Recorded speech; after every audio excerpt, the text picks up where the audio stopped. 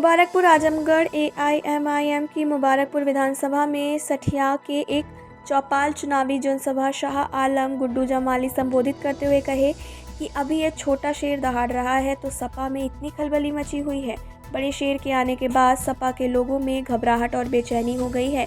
और गुड्डू जमाली के साथ सभा को संबोधित करते हुए उन्होंने कहा, इस जनसभा में जो प्रत्याशी है वह अपनी करतूतों के कारण जनता ने उन्हें नकार दिया है। शाह आलम गुड्डू जमाली सभी जाति धर्म के लोगों के दिलों में है। तीसरी बार विधायक जनता बनाएगी। मेरे साथ हर समुदाय तथा जाति के लोग, इसलिए मेरा मुकाबला कोई नहीं कर सकता। मैं राजनीति नोचने घसोटने के लिए नहीं करता, मैं राजनीति को इबादत समझता हूँ। इसलिए मैं मुबारकपुर विधानसभा के सभी लोगों के दिलों में बसा हुआ हूँ। मुझे जनता जानती है और जनता का प्यार मुझे मिलता रहता है। देखिए ये खास खबर। मंडल ब्यूरो चीफ रमकेश चौहान। हम चुनाव जीत रहे हैं, बड़े मतों से जीत रहे हैं। कौन से समीकरण होंगे जिसके आधार पर आप? अरे भाई ऐसा है, समीकरण क्या है, 4 लाख में 4 लाख जनता है और हमको हर समाज से और कुछ लोग जो एकाध वोट जो बल वोट हैं यहाँ पे जिसको अपना मानते थे, उन्होंने उनको अंगूठा दिखा दिया। 5 साल आपने विधानसभा चलाई है, बहुत से ऐसे मुद्दे हैं जिसके आधार पर अगला 5 साल आपको वोट दे दिया जाए। वोट तो जनता देगी, वोट तो जनता देगी, क्योंकि हम कहते नहीं, हम ज़्यादा कम बोलते वाले आदमी, हम करके दिखाते हैं। हमने 10 साल 5 साल नहीं 10 साल करके दिखाया है।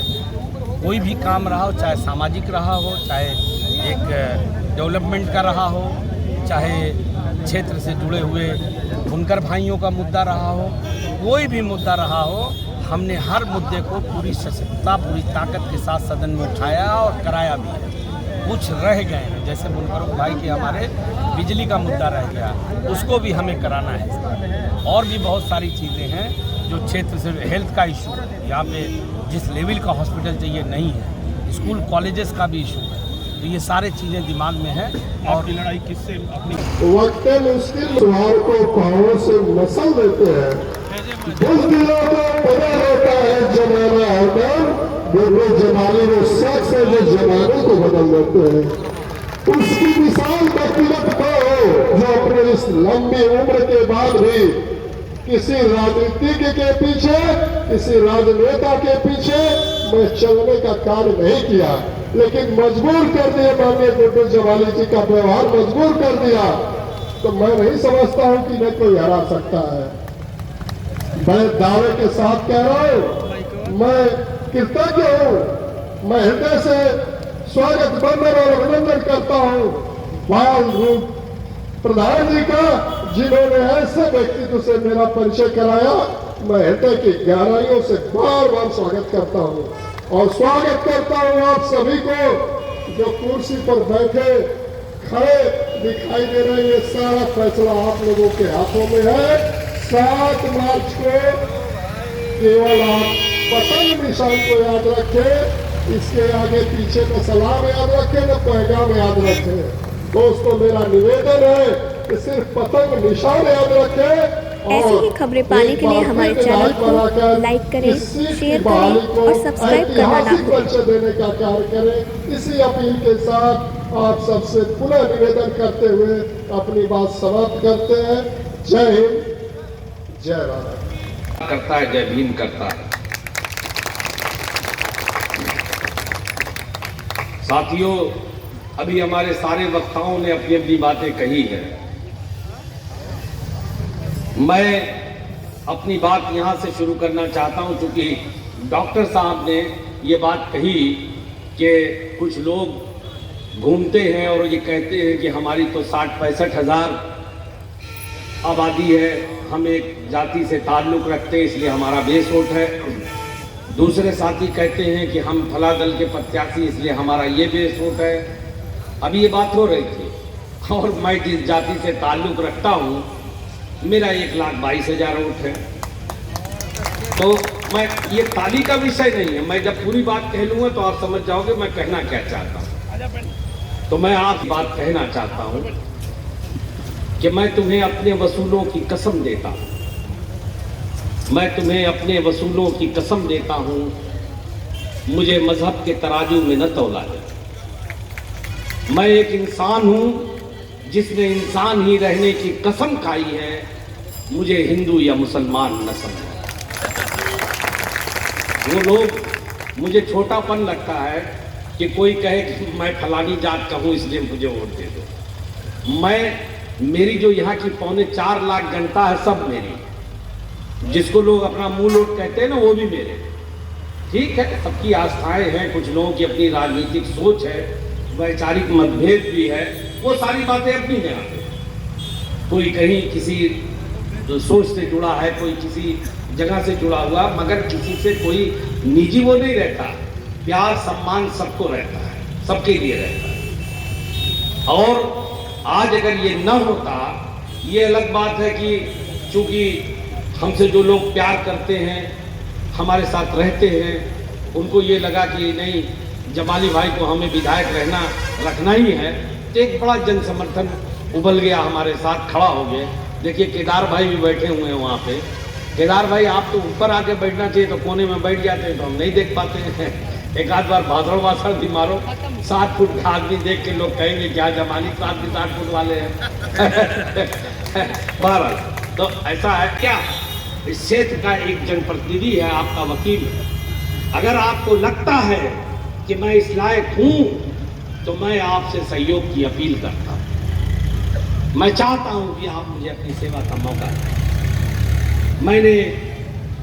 मैं उन विधायकों में से हूं, मेरी राजनीति का आधार गरीब, मैं गरीबों के लिए राजनीति करता हूं। कमीशन खाना छोड़ दीजिए, मुझे जो तनख्वाहें मिली, टीएडीए मिला, वो भी मैंने समाज में कमजोर और जरूरतमंदों को बांट दिया, बिना उनका धर्म और जाति और नाम पूछे। इसलिए मैं सब समाज के लोगों से कहता हूं कि मेरा हक है आप पर, मेरा हक है आप। ये लोग जो घूमते हैं सड़कों पे, ये आपका कोई आंसू नहीं पूछेंगे, मुझे मालूम है। ये उल्टा आपको लूटेंगे, आपका शोषण करेंगे। ये जो दोनों प्रत्याशी घूमते हैं सपा बसपा, सबको मैं जानता हूं। ये लोग वही लोग हैं जो दूसरों का खून चूसने वाले।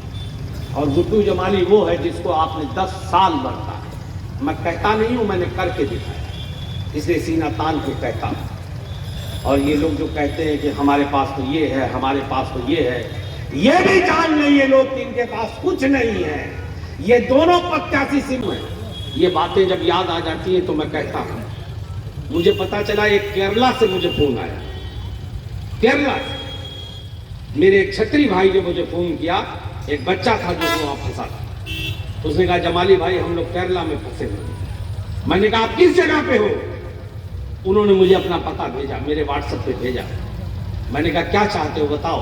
कहने लगे यहाँ बड़ी मुसीबत है, हम लोगों के पास कुछ नहीं है, हमारे पास खाने के लिए नहीं है और हम लोग भूखों मर रहे हैं। मालिक पैसे नहीं दे रहा कि हम अपने घर चले जाएं, लॉकडाउन है, गाड़ियाँ नहीं चलती। हमने कहा परेशान ना हो, तुम्हारा ये भाई जिंदा है, हम कुछ ना कुछ करते हैं। और फिर मैंने अपने ताल्लुकात निकाले, तार जोड़े और केरला में एक साहब को पकड़ा। मैंने कहा मैं, चूंकि हमारे दोस्त थे, हमने कहा जिंदगी में मैंने तुमसे कुछ नहीं कहा, ये मेरा निजी काम भी नहीं, लेकिन ये मुझ पर एहसान समझ के इस काम को करना।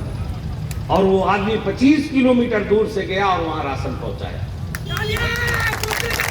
यही राजस्थान में हमारे 40 चौहान समाज के लोग फंसे हुए, 40। मुझे फोन आया, मुझसे कहा लोगों ने कि भैया हम मुबारकपुर के हैं, अलग अलग जगहों के हैं, जिले के भी हैं, सब मुबारकपुर के नहीं थे। मैंने कहा कहाँ हो, पता लिया और मैंने वहां मदद पहुंचवाई। यही बॉम्बे में 150 लोग, 160 लोग फंसे थे, जिसमें एससी समाज के, पुनर्जी के और जगहों के लोग थे और ओबीसी भाई थे, राजभर चौहान सब। और मैंने बॉम्बे में मदद भिजवाई, इसलिए कि हम जनप्रतिनिधि हैं। हमारा ये धर्म है कि अगर हमारे लोगों पे संकट आए तो हम अपनी जान और अपनी पूरी ताकत लेके वहां पे खड़े रहे। राजनीति इसी के लिए होती है। राजनीति सिर्फ ये नहीं है कि विधायक जी आए, लूटा खाया, नोचा चोटा और चल। तो हमारी क्या कोई बराबरी करेगा? हम तो नहीं कहते 7 जन्म लेगा तब इस तरह की आदर्श राजनीति कर सकता है। मैंने अपनी जिम्मेदारियों को निभाया, तो अब आपको तय करना है। अगर आपको लगता है कि ये शाह आलम गुड्डू जमाली इस लायक है, कि उसे तीसरी बार यहां से बनाया जाए एमएलए, तो आप मुझे बनाइए।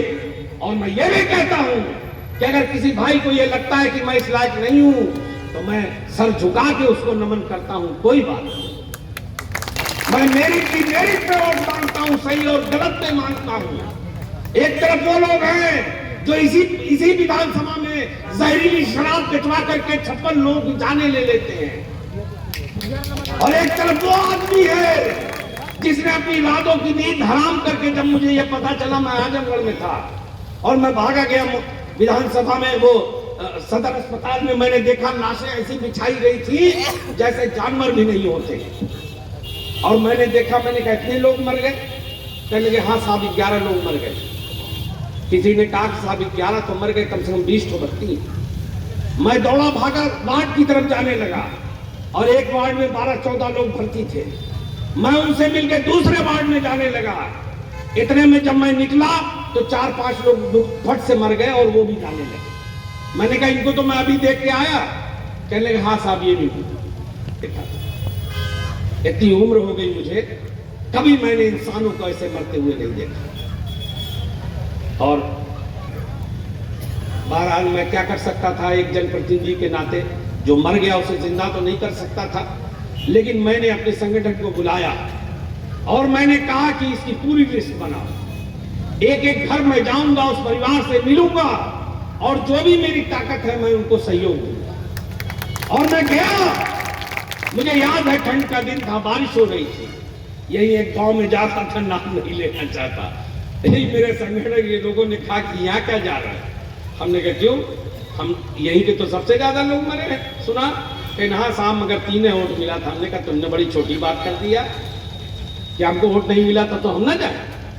और मैं गया वहां, और मैं एक एक लोगों से मिला वहां पर, और मैंने बारिश हो रही थी, भीग गया मैं। लोगों ने कहा साहब इधर बैठ जाइए।